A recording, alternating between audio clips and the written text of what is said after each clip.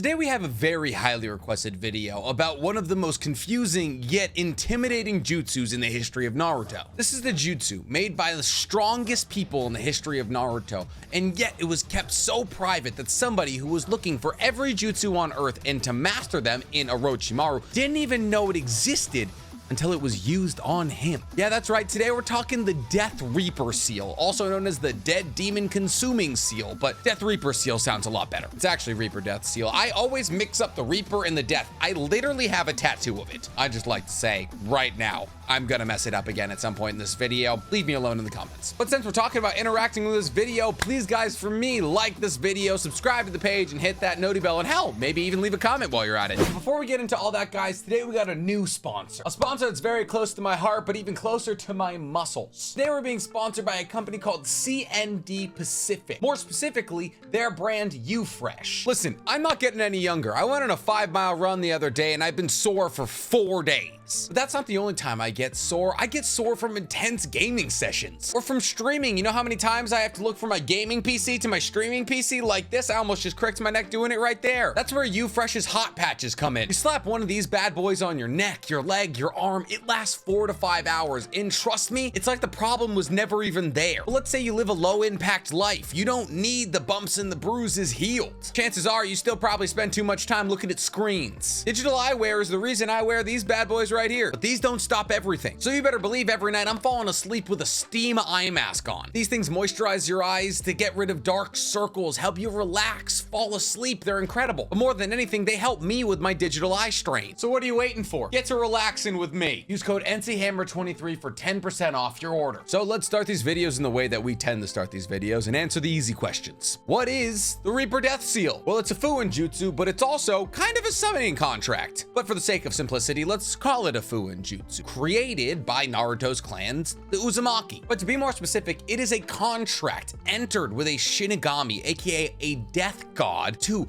pull your soul out of your body in exchange for this Shinigami pulling the soul out of somebody else's body. But to dive even deeper into that, essentially after the hand signs for the Reaper Death Seal have been weaved, the user's soul is extracted and held by the Shinigami with its hair. So the second that the evocation is made for the Reaper Death Seal to begin, the caster is dead. But obviously the caster does not die immediately. The soul is still connected to the body. And while it is being held by the Shinigami, that doesn't stop the caster from being alive. Also, at this point, only the caster can see the Shinigami. Much like in Death Note, how you can only see a Shinigami after you've touched their Death Note, you can only see a Shinigami in Naruto once it's touched you. And obviously with the caster, that's immediate. After the Shinigami has extracted the soul of the caster and has begun to hold it with its hair, it begins to do its, I guess, extraction ritual. It wraps its left arm in beads and then begins to chant until a cursed seal begins to form on this arm. This is why I find it so funny that Orochimaru didn't know that this jutsu exists until Hiruzen used it on him, because the Shinigami uses cursed seals, and that is something that Orochimaru is very well versed in at that point in the show. It's at this point that the Shinigami takes this now cursed seal ridden arm and plunges it into the soul of the caster. And I know that sounds like it would kill you, but it's actually kind of the opposite. Essentially, this action allows you to pick somebody out for the Shinigami to seal. Kind of just become the Shinigami's cannon. And once you've selected a target, the hand of the Shinigami shoots out of your chest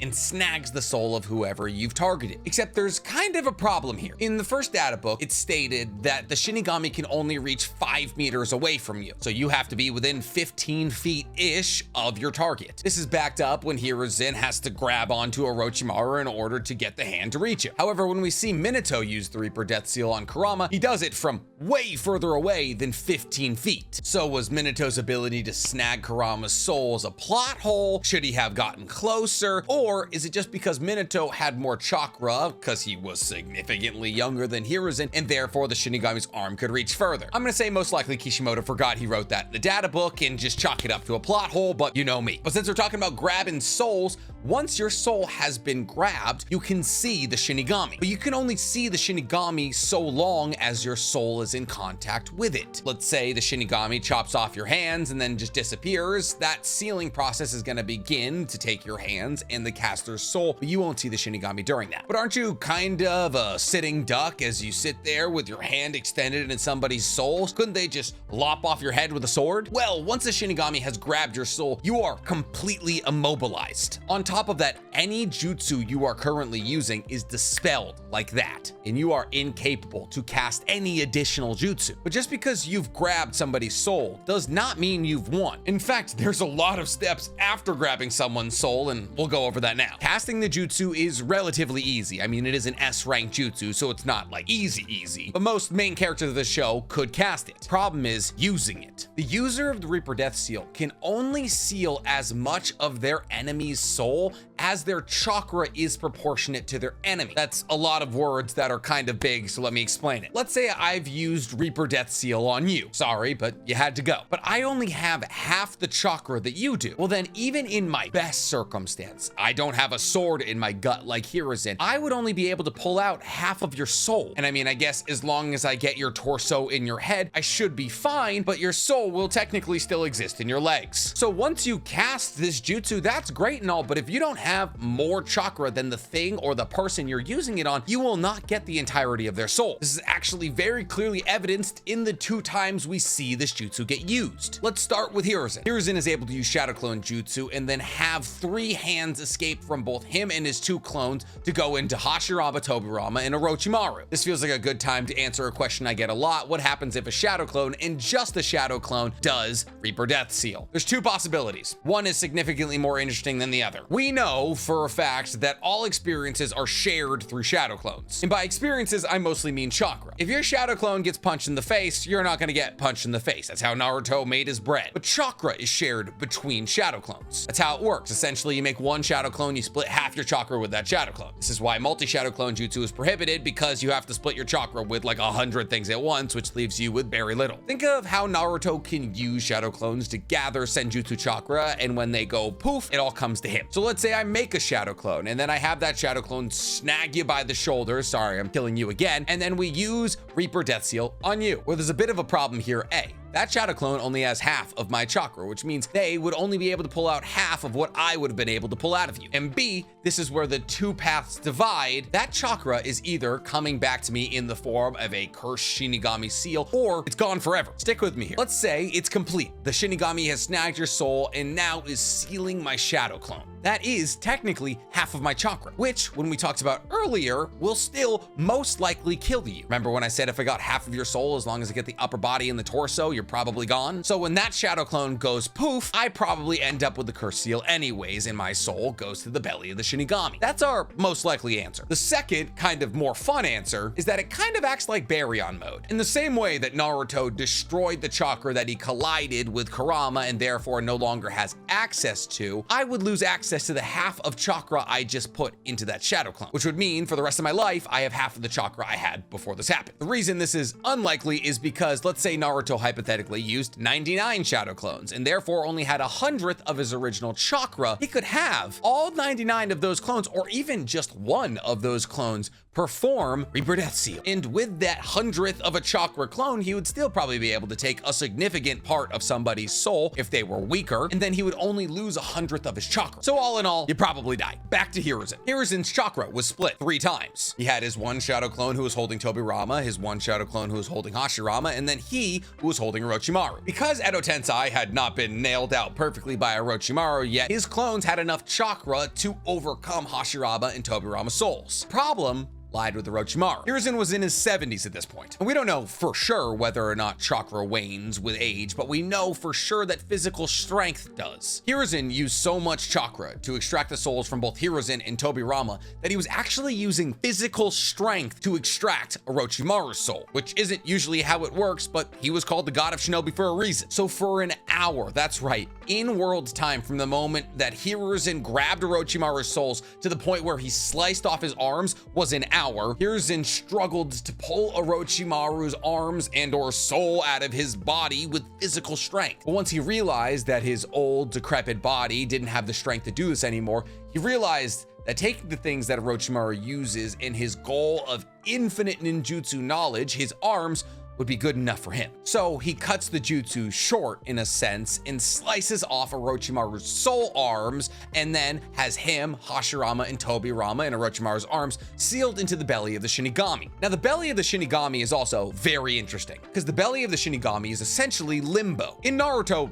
there is heaven. There is a place called the Pure Land where souls go to after they die. Edo Tensei works by pulling these souls out of the Pure Land and putting them into bodies. But those who have the Reaper Death Seal used on them can never go to the Pure Land. So essentially, Hashirama and Tobirama were dragged out of heaven and then slapped into limbo by Hiruzen, something he was very upset about having to do. But in this limbo, you also fight for eternity. The caster and the people the jutsu is casted upon fight for as long as they're in the Shinigami stomach. So Hiruzen, Tobirama, Hashirama, and Orochimaru's arms fought until a certain moment later on that we'll talk about. Okay, so what was the other circumstance where the caster's jutsu wasn't enough to seal the entirety of the soul he was aiming at? Well, it would be the only other time we saw the Reaper Death Seal used offensively, and that was when Minato tried to seal Kurama. Minato knew he didn't have as much chakra as a tailed beast, so he had to split Kurama's chakra into two separate sections. Well, I guess he didn't split the chakra, it's just that all chakra exists with a yin and a yang side. Since chakra is just the combination of spiritual energy and physical energy,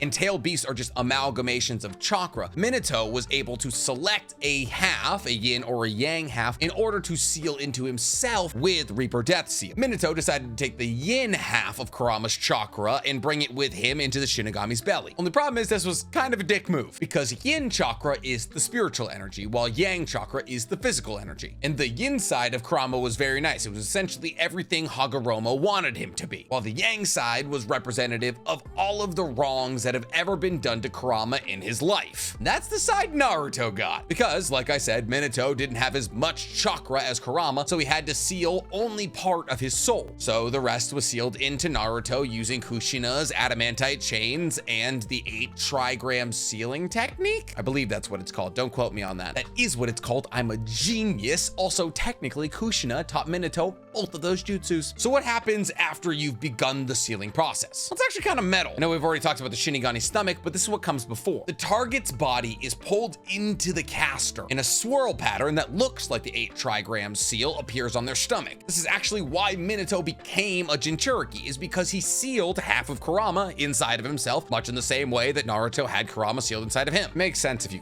kind of think about it. If you really think about it, it doesn't. And then once that soul of the target is within the summoner, the Shinigami begins to slowly consume the soul of the caster. The caster can, with great difficulty and a lot of pain, continue moving and talking to, tidy up their affairs, but once their soul is completely consumed, it's into the Shinigami stomach for the eternal battle royale. What happens if you want to go to the Pure Land? Who could blame you? That's the only way you're going to be able to split a lollipop with Jiraiya ever again. Well, fortunately, the Uzumakis were both very powerful and very smart. The Uzumakis, who had a very good relationship with the Senju and therefore Konoha, built a temple within Konoha. This temple was to act as the Uzumakis' operating forward base, because the Uzumakis were often needed to cast things like Fuin Jutsu or to help out in other missions with Konoha. But there's something, actually many things, in this temple that are very interesting. Maybe the Uzumakis knew they wouldn't be around forever. Maybe they knew their power would get them all killed off one day. Whatever it was, for some reason, the Uzumakis filled this temple with masks. And these masks, when donned, caused the user to be possessed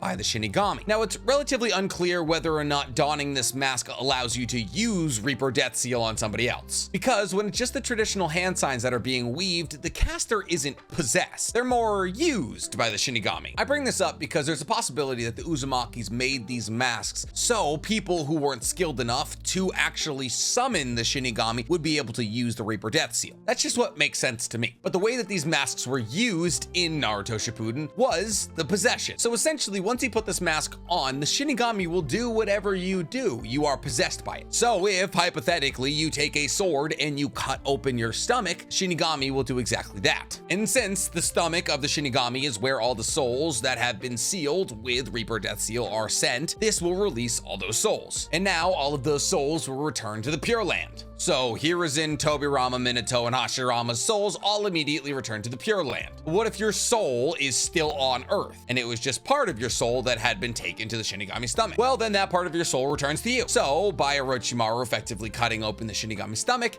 he gets his arms back. But only problem, he now has a massive hole in his stomach. And there's nothing about the mask that stops you from dying of essentially seppuku. So he had to switch bodies to a white Zetsu, and now he has wood release because he's a cockroach and he refuses to die. And that is everything on the Reaper Death Seal. How many times did I say Death Reaper Seal? Did I not say it at all? I feel like I might have done well. Tell me in the comments. But be nice about it, please. But once again, speaking of comments, please interact with this video. Go ahead and like it, subscribe to the page, and hit that noti bell. I'm not saying that this is the last jutsu I would want used on me, but imagine having to fight somebody for eternity. I'm assuming at some point we would both just be like, are you good? Because I think I'm good.